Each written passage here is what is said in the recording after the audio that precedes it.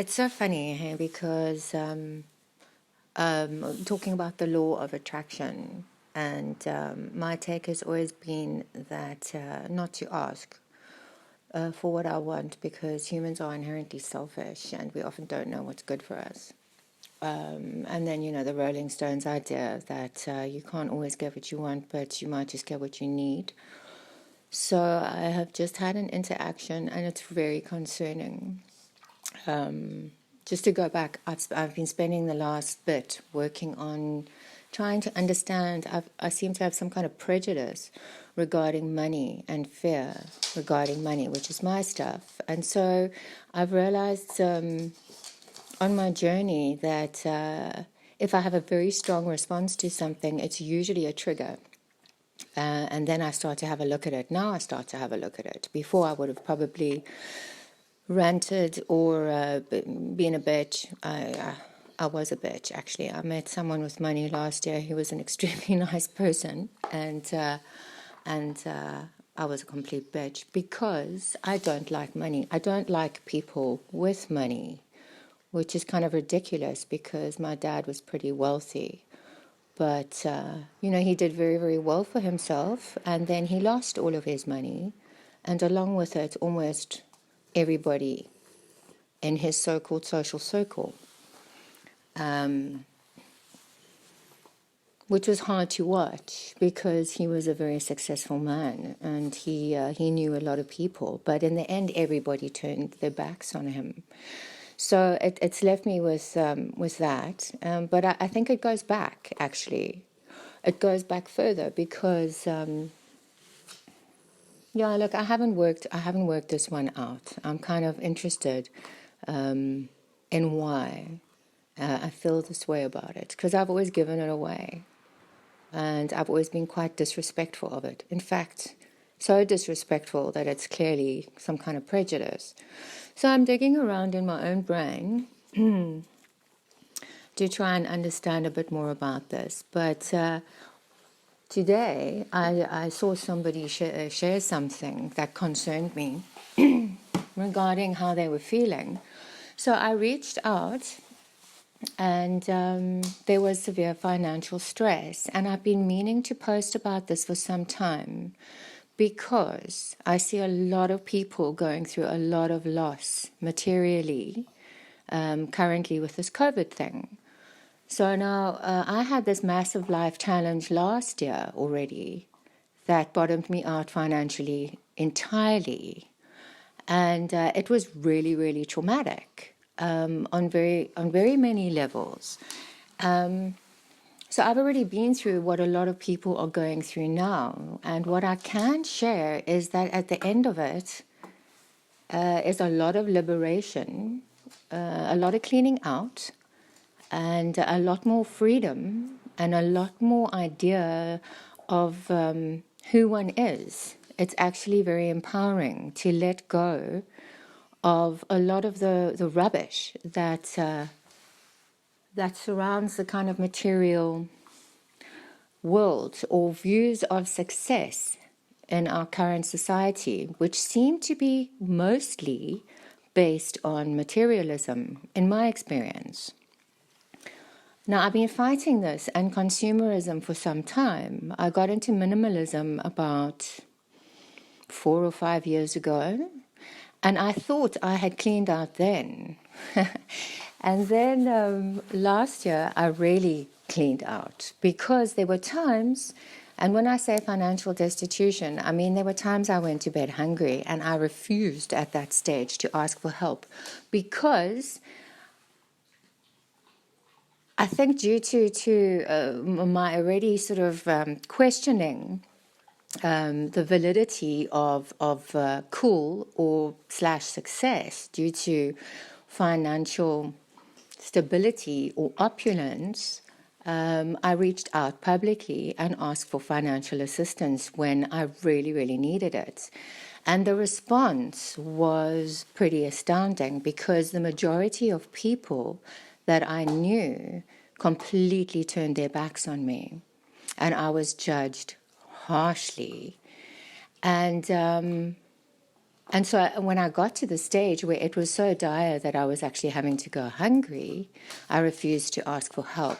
Plus, I knew at that stage that I had to deal with the consequences of some decisions I had made some years back, and that by standing ground in this arena, it would be part of my recovery. That part is complicated, so I'll explain it maybe in another post.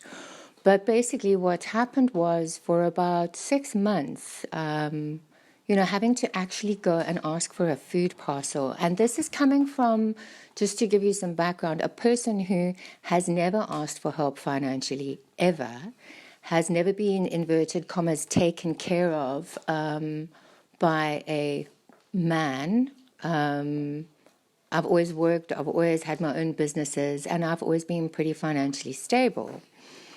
Until, a couple of years ago, when some mental health issues started to arise in full because, of a life journey, I guess, and getting to a point in recovery where more was stripped away and I had to start dealing with some really, really deep core stuff.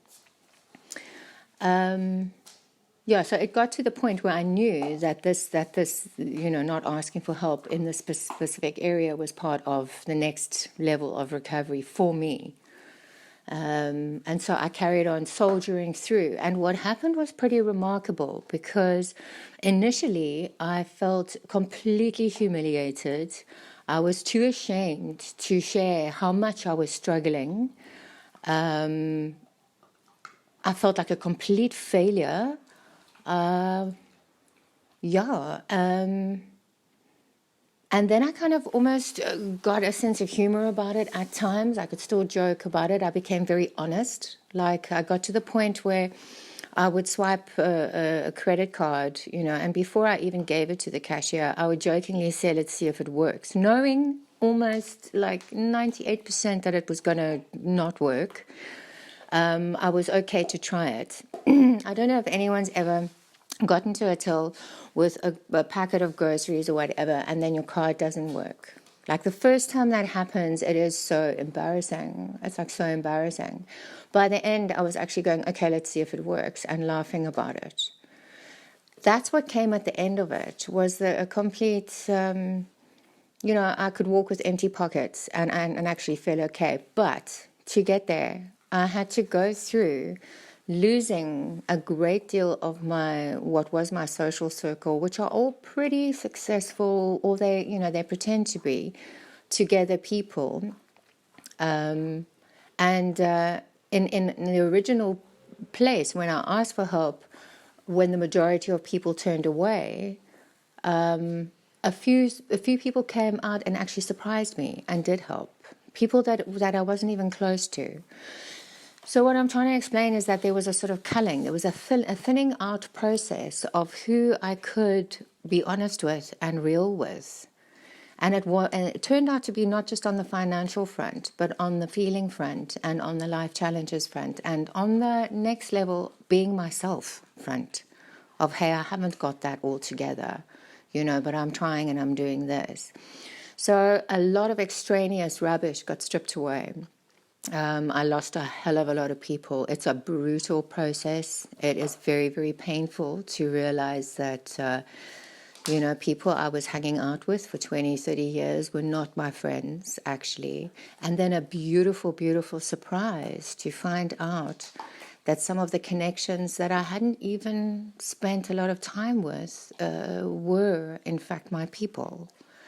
There's that. There's that about getting honest. That was an amazing gift. What also happened was, by the end, the fear of finances was completely eradicated.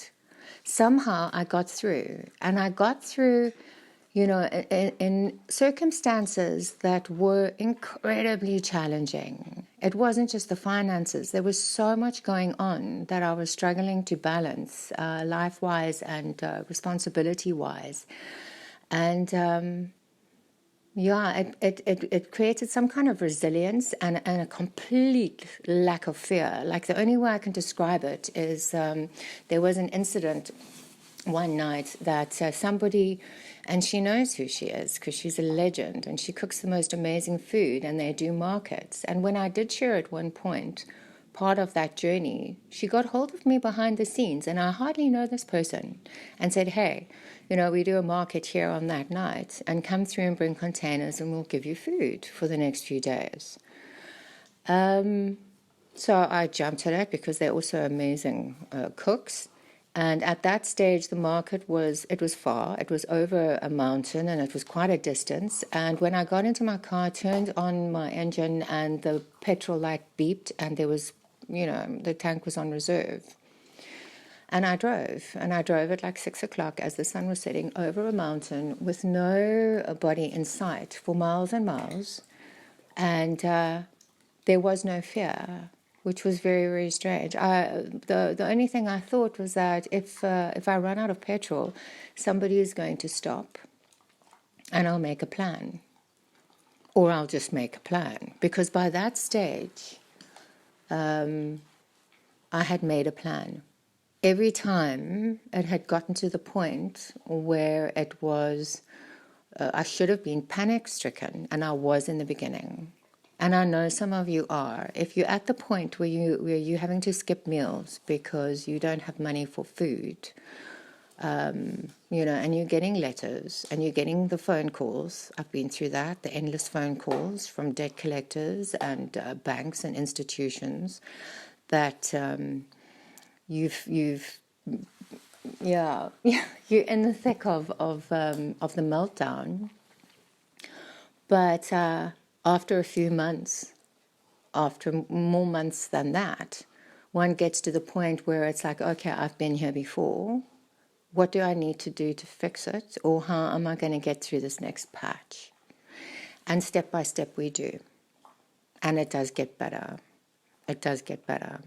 What concerned me today was the mental health side of it that goes with it, because, and this is a problem with society, and we're all guilty of it. And please, we need to stop. Somebody's financial success does not dictate their success. It does not dictate a person's success, how much money they've been able to make.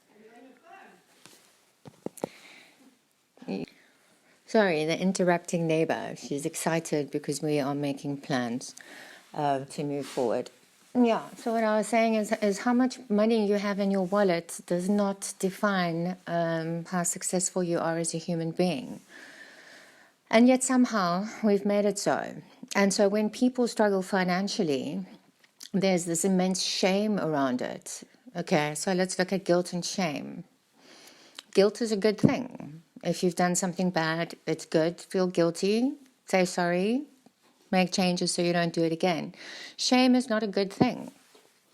Shame implies that there's something inherently wrong with you. So if we are shaming people because they're struggling financially, we're telling them that there's something wrong with them because they don't have money in their wallet. That's not good practice. I don't think that's a way I would like my kids, to be raised and to walk in the world, that defines them at all. So I've tried not to, but it's out there. It's all over the place, and we're all doing it unconsciously all the time. It doesn't define you. So I'm an old Fight Club girl. I hate consumerism. I think it's a load of shite. And I have been for many, many years into Fight Club. It's probably my favorite movie, that and V for Vendetta. But, watching the movie and going, hey, consumerism isn't that cool, and then having everything taken from you or losing everything because I wouldn't stop. I had the choice to stop the action that I felt was more important on principle to continue with and go and find financial stability. But to me, the principle was more important than the money, and it still is. And what I'm trying to say is the gift that I got was no more financial fear. No more buying into that crap at all, because it really, really showed me what a load of rubbish it is. Yeah. the mental health. So people kill themselves because they lose all their money. My dad killed himself in the end because he lost everything, and he was a very wealthy man. And his success was defined by what he had achieved financially, a great deal. He was also in quite a lot of pain, so I think there was some depression over time. But I do believe if he had had the emotional support and acceptance of his circle, his inner circle, that he would not have gone down this road at all. A lot of mental health problems are simply due to isolation and the fear of reaching out because we are judged. People are judged if they struggle. We have to keep a facade on at all times that we've got this, that we know what we're doing, that we're successful, that we're capable, that we're beautiful, that we're going somewhere. It's a very, very lonely way to live. It's a very lonely path to walk on, and it's not an ideal society, I would think. And the fact that mental health problems are on the rise, in fact, regardless of so-called inroads regarding medication and mental health care, just shows that whatever they're doing isn't working. And whatever we are doing isn't working. So people kill themselves. They kill themselves because they lose their material wealth and they feel like there's something wrong with them and they're isolated. How ridiculous is that?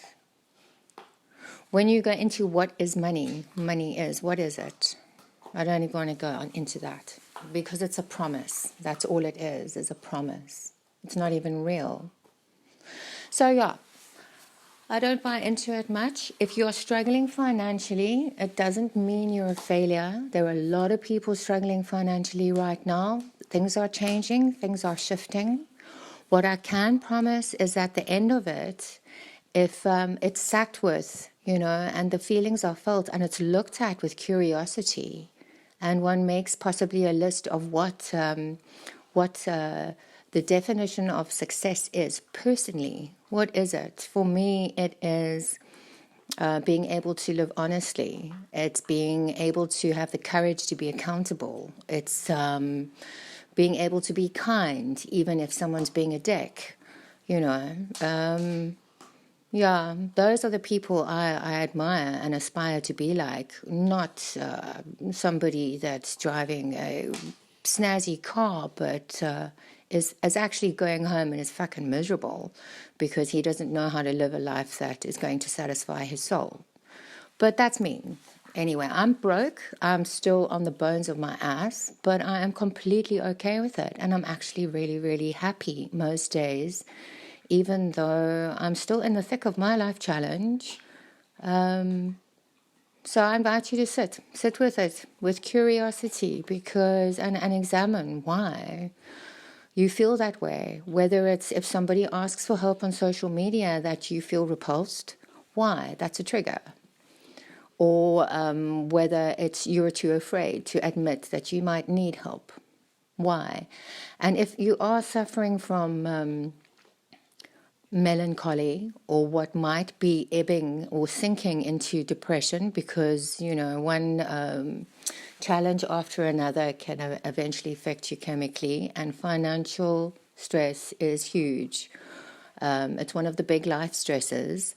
Then I would really suggest that you reach out to an organization like SADAG or something and just call the hotline, find out what support groups there are in your area and go along, because I can promise you that you're not alone. There's a lot of people struggling at the moment. There are a lot of people struggling at the moment. There's nothing wrong with you at all. And the trauma comes from being isolated in an event. You don't have to be alone in this. We're all going through it. And isolation is probably the worst thing anyone can do for their mental health. So please don't feel ashamed. Don't feel like there's something wrong with you. There's nothing wrong with you. And what you have in your wallet does not define who you are.